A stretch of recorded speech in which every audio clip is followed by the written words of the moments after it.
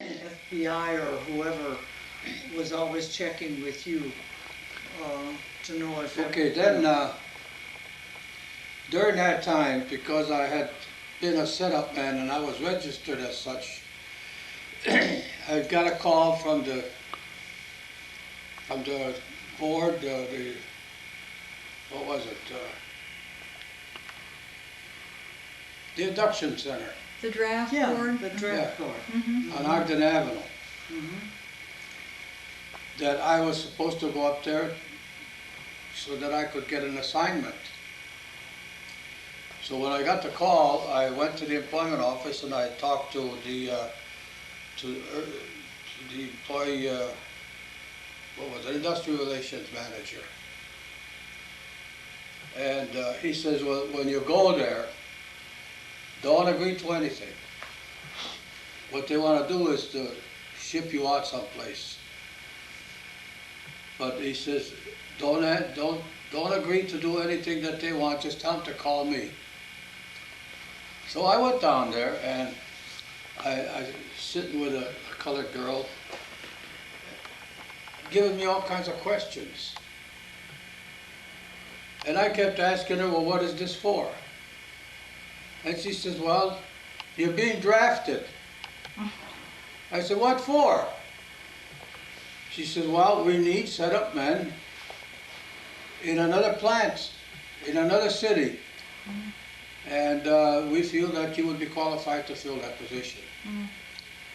I said, well, I'm not going to any other city. I have a family here, and I'm not about to move unless I'm being drafted into the Army. She said, no, this is something else, but your Uncle Sam is calling you. I said, well, let him holler, because unless he wants me in the Army, I'm not moving. So at that point, she went to get her supervisor. He came out, he was a guy with one leg missing with crutches. And they were going to put me to shame because I wasn't going to go, see. Oh, God. I said, well, okay, I'll tell you what you do. You go ahead and call my office, and you talk to the manager over there. We're doing war production work, and I've got an important job over there. So I'm not about to move unless they okay it. So he says, well, okay, if that's the way you feel about it, why, go ahead. We can get somebody else. And that was the end of that episode. But if I hadn't said anything, You would have been I drafted. found out they were going to send me to Indianapolis, to some plant out there. Regardless, you know, they figured this way. If you were being drafted in the Army, you would leave your family and everything anyhow, And go, yeah. see, without question. But because this was not a military thing, why? Well, anyway, it turns out that they knew all about these things at work. Yeah, evidently others had Yeah. been exposed to the same So, rigmarole. you know, their attitude was that, what the heck, it took 8 years for us to train this guy. Why should we train him and send him to some other plant? If it was something strategic, that'd be different. But to set up machinery, they can get other people to do that. Anyway, so I stayed there for the length of the war, and like I said, we were working night and day, we were making, my department, we started machining a trunnion for the torpedo boats. It was I think it was a 55 millimeter cannon trunnion, it's a long one. In fact, we made the first 50 millimeter barrels for this gun on our automatic lathes. That's a long story, anyway. So after the war, we converted right back into tractors for commercial use. And at that time, we were still living on 22nd Place. Oh, yeah. And Bob was being fed out in the backyard so that his father could get some sleep. We spent an awful lot of time at the Gads Hill Library. Hey, reading books. Bob's during that favorite. time, what she's talking about, I was trying to get some sleep. Yeah. I was yeah. working a night and day on the third shift, and here this peddlers comes on. They used to park right in front of our house. La Gorki Salata, you know, and real loud so everybody could hear them. That was a horse-drawn peddler's No, cart. it was a truck, It was a truck. but he had everything, the vegetables and everything. I could swear I remember a horse-drawn Oh, there produce. was, There were yeah, some. there was some that were horse-drawn. But, this particular, And a guy that sharpened scissors and Yes, knives. the guy with the Yes. bells. and then there was another one Go that, down the street, Yeah. then Yeah. you know. Was that a hand push cart? Right. Yeah. And then And- he had the wheels that he pedaled with his feet the Emery. to grind. And the Rexelai in the alley? The Rags and That was Iron? Yoksa. Yoksa, Rexelai. Rexelai, The guy was a yeah. millionaire, believe it or not. One morning he came through there and he had a tuxedo with a black tie and everything. He had just come from a party. That's when we found out that he was rich. He had a horse-drawn cart and Right. he picked up Rags, scrap. Anything that you wanted to Anything. give him. Anything that you wanted to give him. We even gave him some couches one time. Yeah, What Anyway, did that mean, Rexelai? rags to sell or buy. Vexelai. Oh, And it got Rexelai. And this peddler with this Lagorki Salata. So I went out there one morning, I said, hey, look, I'm trying to get some sleep here. I work nights. Would you please move And go, down the you street know, a one little bit, end you or know? the other. Don't stop right here. Because we were almost in the middle of the street of the block. So he said, okay. So time goes by and he's out there again. But this time I didn't monkey around. I had a 12-gauge shotgun. Ah, And I opened the window and I told him, if you're not out of here in 2 minutes, you're going to get it. So he moved. Boy, did he move. wow. Anyway, those were the good old days. Yeah. And then, of course, we finally, well, I started working at the Samson Company. And again, I was working more or less the same hours that you were in school. And they would always let me take all of summer off. That's As when you well. spent all the Because summers out then of we would Michigan. go either to Michigan, either by retail or, Well, at then first we it was by bought- Rita, and then when we built the house in 47, yeah, then they stayed there all all summer. Yeah. And I don't know, but I think we have pictures of the house, but oh yeah. and I think you have too, so you don't need We had a lot of those. slides of him on the Yeah. beach. Because I think, otherwise there's some in that black book, if you Well, want to take them. And then, finally, with both of us working, we almost had enough money to pay for half a house. Because you were not paying much rent in those That's years. why we were able to save Yeah, quite a we were- bit. Yeah. And we were very stingy about throwing our money around, you know. It was only the Well, we absolute had a certain necessities. goal and we were trying to make it. to buy And- your own house. Yeah, to buy our own house. Well, we had been looking at homes every Sunday, was out looking at houses. I got to be an expert at construction, everything. And, well, we couldn't afford any of them, but there was a lot of them that we looked at that we wish we could have gotten. Oh, sure. There was that one in Riverside on a corner lot. That was a beautiful place for $6,000.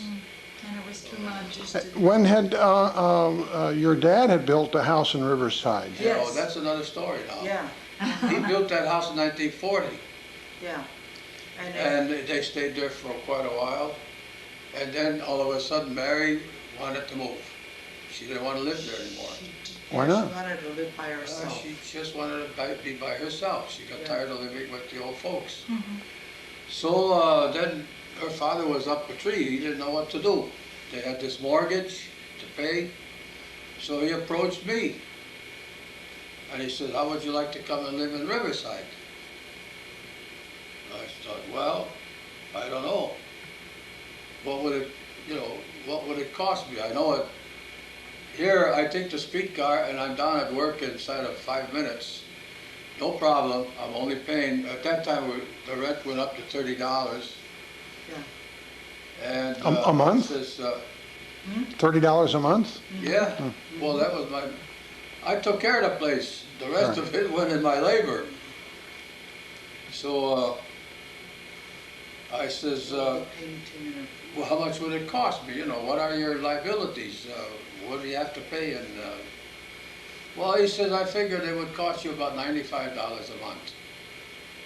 Gee, that floored me right away. I said, $95 a month? I said, I'm only paying $30 now. Well, he said you would be helping us pay for the house. It was 4 bedrooms. yeah, But you would also be living with them. yeah. Oh, yeah. And then I would have the expense of driving to work all the time from Riverside. Yeah, which was a. So I said, well, just assume that I go along with this and I agree to pay the $95 a month. And how long is your mortgage? It's a 20-year mortgage, I think it was. So I said, okay, so what happens after 20 years? I'm paying you $95 a month, which is about maybe half of your mortgage. And in 20 years, do I become part owner of the place or what? Oh, no, he says, you don't get nothing. He said, you just help us out. The house is goes Louis'. to Louis. I said, what do you mean, Louis? Don't you have a daughter? He said, no. He said, the house goes to Louis. Yeah, my father was a very modern, In many well-born ways. man in a lot of ways, but very old-fashioned, or of the old school, where the son. He got He was everything. the one that The women passed. didn't count for nothing. Yeah, Fairly obvious when you think of your situation in terms of your education and his. Yeah. So you didn't do that? I no, told him, absolutely not. no, I said, that I'm going to be working half my life to pay for your mortgage, and then I come up with nothing? No, I said, and that's when I first found out that his ideas on these things were, the girl in the family doesn't mean a thing, according to their thinking. no, And, everything goes to the Yeah, everything You know. goes to the boy. boy. So I said, I'm sorry, but I just can't do it. Huh. We're trying to build up a little bit of equity so we can buy our own house. Yeah. And if I'm going to give you everything, I won't have anything left for me. I said, $95. I'm only making, 35, I think $30 or $35 a week. I said, you're taking half of my salary. Oh, yeah. So No, I said, no, that I'm was sorry. no- And she no agreed with deal. me, so Oh, yeah. we didn't do anything about it. So when did we buy the house in Brookfield? 1949. So it took 9 more years. Oh, yeah. to- Listen, at that kind of salary, you don't build up, a little nest egg. Well, you were only about a year or two old At the time that at the time. yeah, he made that offer, Yeah, right? yeah. And Randy Two at was the a little most. guy too. Yeah, No, I'll take that back. He was 4 or 5 already. yeah, because they had been This living was there about for 3 or before 4 years already. Yeah. 41, though, they lived there for a couple of For a years couple of before years, Mary yeah. decided So it to was move. about, So did Mary and Louis move out of there? Yeah, yeah. they bought a little house in Berwyn. So I said to my dad, your best bet, Dad, sell the house and buy yourself another little one, That's right. which is what Something he you did. can afford. They So did- that's what they bought did. the house over on Mayfield in. 5300 Arlington. South Mayfield. Yeah. And it was fine. It was Because real They good. each had their own house and did what they wanted to do. And we stayed there until we had enough money to put down a decent down payment on a home. So Oh, one day wow, I'm yeah. traveling around with Bob, with you in the car, and we went down Elm Street there, and I saw this little sign in the window, a little bit of a sign, for sale. The house was covered with vines all over. You couldn't Ivy. tell if it was brick, wood, or what. Solid ivy. English ivy. It was an English style house. But, so looked around and I went home and I told her about it. So we took a ride out there and she looked it over and everything. And just then when Marion saw us next door, saw us there, she came out. Yeah. And she started talking to us and she said, oh, I wish you would buy this house, you're a nice couple and blah, blah, blah. Well, we talked about it and I said, well, let's find out what the guy wants. This guy turned out to be one of the chief pilots for TWA. He flew executive flights, you know, bigwigs, not commercial. And taught. Huh? And taught new Yeah, pilots, you know. that's right. Or oversaw. So he was pretty well off, and his wife was in a hospital having another child, and he built a house in Western Springs. Western Springs, Mhm. and he was very anxious to get rid of this place so, you know, he could get that one finished. So, Well, get that one finished. They were living there already. no, she was still in the hospital. Yeah, but in the hospital having another baby. Another baby. Yeah, and that house was waiting for her. It was That's finished, right. and they were moving in. Our house was empty, Ah, completely empty. uh-huh. So one day we got together and we started dickering back and forth, back and forth. Yeah, he wanted close to 20,000. That's right, at the time. to start with. Really, yeah. He had carpeting in there and he had some other stuff down in the basement. So we kept, every time he went down a little bit, Lola wrote down another 500 and blah, blah, blah, until finally he got down to a figure where I figured he's gonna back out. So I says, okay, we'll take it. This one here, she sat down on the steps. She said, Yeah. what did you do? floored me, yeah, because I wasn't prepared to go that high, but anyway. But you wanted the house. Yeah, yeah, I like the Well, house. we liked the house right off the bat. Yeah. And it was a well-built house. It's what they call a true brick veneered house. It costs you a It's fortune actually to a build a frame. house like that now. A frame house It- with the brick veneer. It's a frame house inside of another brick construction on the outside. It was all, when we got rid of all the vines that were growing on the house, we found out that the front was all limestone. And, Yeah, I was gonna say, I thought there was stone. yeah, and the Yeah. sides were all clinker brick, Mm-hmm, which was a very hard brick. I remember that. What was the figure you finally agreed to? 16.5, I think it was. Mhm. When he had 16.5, I said, okay, we'll do it. So we called Leroy Yeah. right away. And he said, why didn't you call me before you started? I said, never mind, we got it. So He I came said, to we see it. need a mortgage. He says, okay, let me go out with you with him. So he and Horseman got together, and Leroy told him what he's going to leave there. We finally got him down to where at 17 he agreed to leave the carpeting in. It was new Mohawk carpeting, very very nice. And it wasn't exactly the color that Lola liked, but it was there. Mm-hmm. So he finally get down, and then we finally got him the carpeting and another $500 down. Leave it to her. Wow. But that's the way we closed the deal. And then next day, Leroy called me up at work. He says, I got you a mortgage. He said, Continental Illinois Bank. He said, they don't usually get in the mortgage business, but one of our vice presidents is on the board of the bank. And he said, I talked to him, and he said, as it happened, they were having a board meeting, and he brought it up, and they agreed to give you the mortgage because you're a harvester employee. And how much? 4 1/4. 4.25%. Which was good. Our even payments for were that time. $53 a month. Mm.